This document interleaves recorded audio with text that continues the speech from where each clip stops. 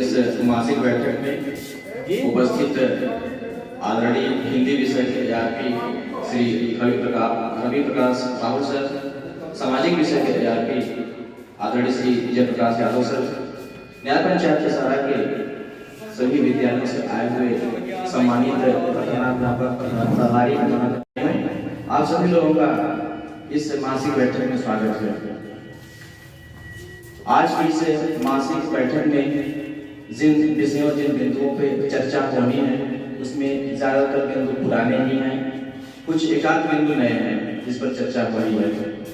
इसी चर्चा के लिए हम सभी लोग यहाँ पर उपस्थित हुए हैं। तो हम चर्चा को शुरुआत करने के लिए तो बच्चियों ने यहाँ पर आगामी पर्व के लिए एक स्वागत गीत की तैयारी किया है।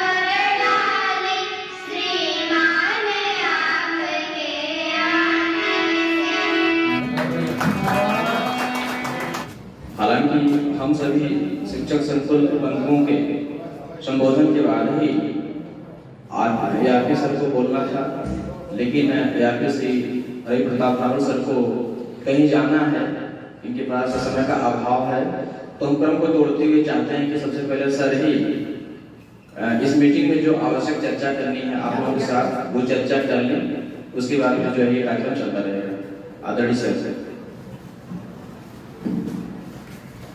बहुत बहुत धन्यवाद हमारे प्रिय संचालक अभय सर। और सबसे पहले तो मैं बैठक में आए हुए पूरे न्याय पंचायत से समस्त प्रधानाध्यापक और प्रभारी प्रधानाध्यापक, सहायक अध्यापक बंधुओं का हार्दिक स्वागत और अभिनंदन करता हूँ। और यहाँ पर उपस्थित हमारे साथी ARP जय प्रकाश भाई और इस न्याय पंचायत के हमारे सभी शिक्षक संकुल।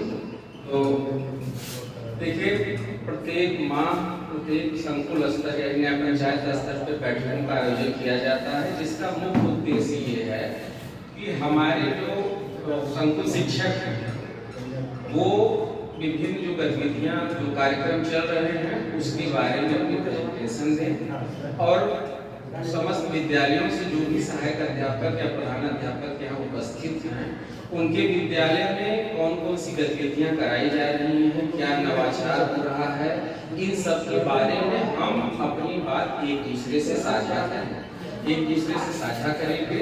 इसका तात्पर्य है कि हम लोग आपस में जो हमारी कमियां हैं उसको हम लोग दूर करेंगे, जो हमारी अच्छाइयां हैं वो आप हमसे ग्रहण करेंगे और आपकी जो अच्छाइयां वो हम ग्रहण करेंगे। मतलब हम एक दूसरे से सीखेंगे। इस संकुल स्तरीय बैठक का मुख्य उद्देश्य यही है।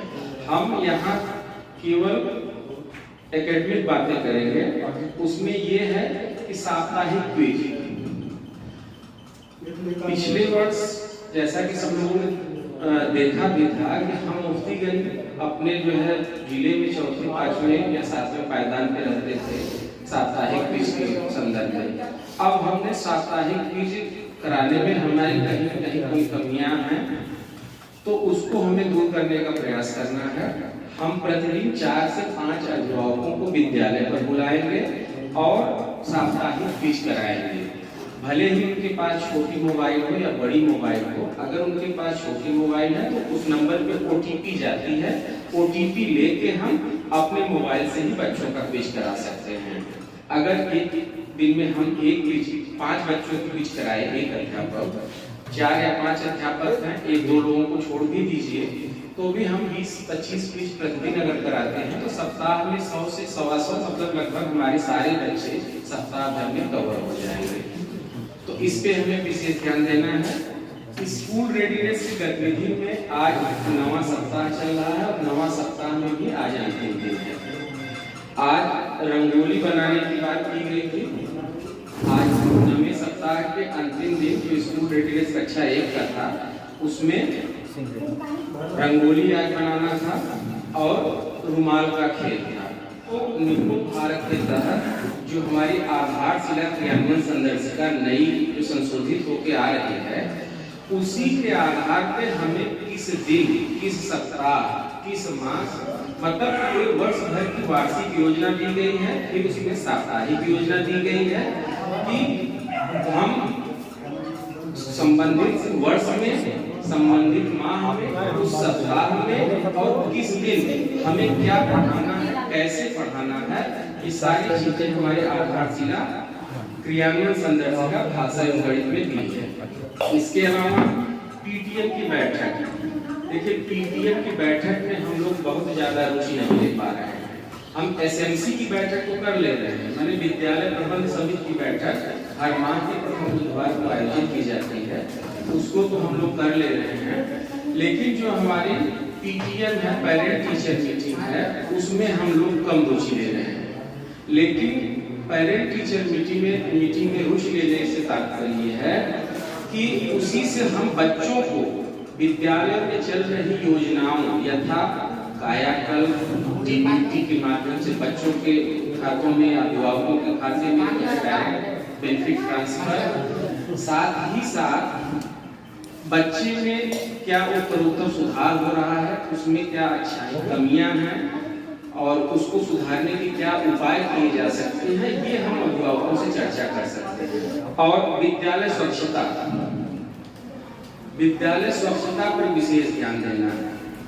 देखिए बार-बार DM साहब, आदरणीय DM साहब की मीटिंग में और आदरणीय BSc साहब की मीटिंग में बार-बार हमें ये कहा जाता है कि SARP हम विद्यालयों में जाएं, हम वहाँ के स्टाफ को, वहाँ के हेडमास्टर को मोटिवेट करें कि विद्यालय में शैक्षिक गुणवत्ता के साथ साथ विद्यालय परिसर की साफ सफाई भी उतनी ही हम तत्परता से या उतनी ही लगन से हम विद्यालय परिसर की साफ सफाई रखें।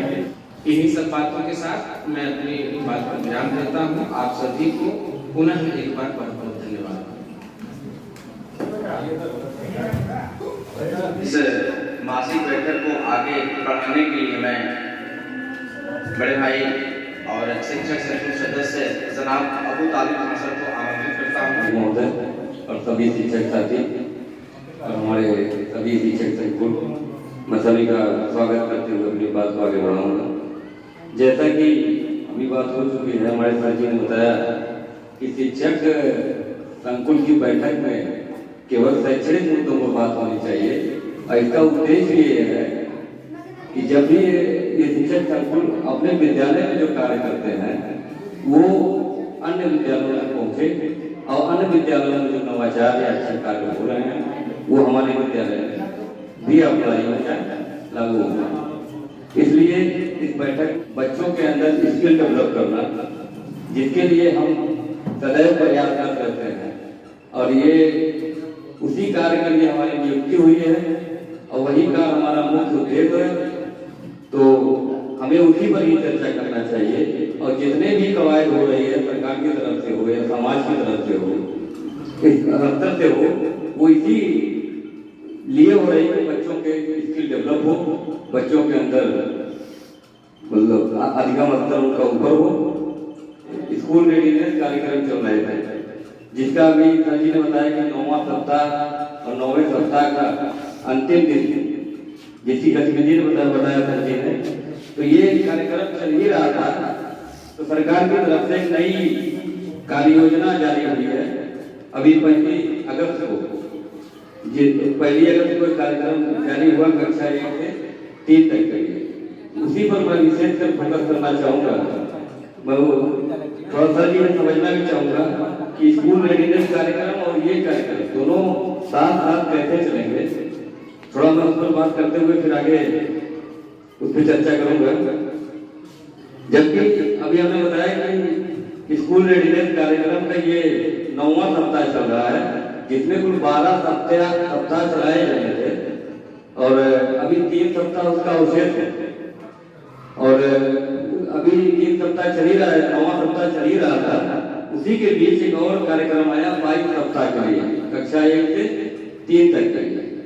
उसमें कालांश का बंटवारा हो गया और उसी कालांश के तहत हमको शिक्षण कार्य करना है। तो उसमें देखिए तो 22 सप्ताह के लिए कार्यक्रम जो है इसका नाम है साप्ताहिक शिक्षक संदर्शिका या कार्य पुस्तिका। ये कक्षा 1 गणित और भाषा के लिए और जो समय सारणी जारी हुई ये अब देख लीजिए ग्रीष्मावकाश के लिए 3 कालांश बांट दिए गए, 3 कालांश हिंदी के लिए और 3 कालांश गणित के लिए। तो अब उस सप्ताह का कार्यक्रम है वो भी मैं आपके सामने रखना चाहूंगा। उसमें क्योंकि 6 दिन चलता है कार्यक्रम, शिक्षण कार्य जो है 6 दिन चलता है, तो 1 से 4 दिन तक अनुदेशात्मक कार्य, 5वें दिन आकलन, 6वें दिन पुनरावृत्ति उपचारात्मक शिक्षण, 7वें दिन जो संडे होता है या साप्ताहिक अवकाश होता है उस दिन गृह का। तो ये कार्यक्रम जारी हुआ। 1 से 4 दिन तक हम पढ़ाएंगे, 5वें दिन हम आकलन करेंगे कि कितने बच्चों ने सीखा या किस बच्चे का अधिगम स्तर पीछे रह गया। फिर 6वें दिन हम क्या करेंगे, उनको उपचारात्मक शिक्षण कार्य करेंगे और 7वें दिन हम जो है कार्य पत्रक पर गृह कार्य देंगे, घंटे करके आने के लिए। तो ये कार्य हो गया। अब इसमें ये निर्धारित हुआ जो कालांश है, जो 1 से 4 दिन तक अनुदेशात्मक कालांश चलेगा, 3-3 घंटे गणित और भाषा की।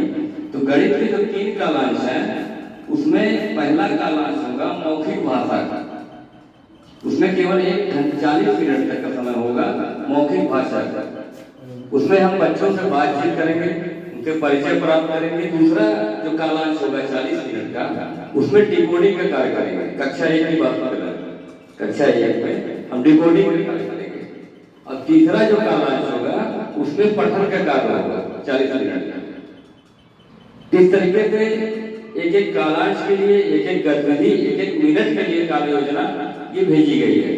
तो अब ये कार्य योजना चलेगी तो इसमें कहीं स्कूल रेडीनेस की गतिविधि की कहीं गुंजाइश नहीं बच रही है। तो हम अपने आरबी महोदय से समझना चाहेंगे कि इस स्कूल रेडीनेस कार्यक्रम को यही ब्रेक किया जाना है या दोनों को साथ साथ चलाना है। तो ये संभव कैसे है, क्योंकि हमारे शिक्षक साथी या जो करने वाले साथी कंफ्यूज हो जाते हैं, वो जवाब नहीं दे पाएंगे, तो फिर उनके ऊपर कार्रवाई हो या जो भी स्थिति उत्पन्न हो। तो बस मैं अपनी बात समाप्त करना चाहूंगा। थोड़ा सा एक बार फिर मैं चाहूंगा अपने आदमी महोदय से कि इस पर थोड़ा प्रकाश डाल दें ताकि हमारा ये कंफ्यूजन दूर हो जाए। बहुत बहुत धन्यवाद संसद सदस्य।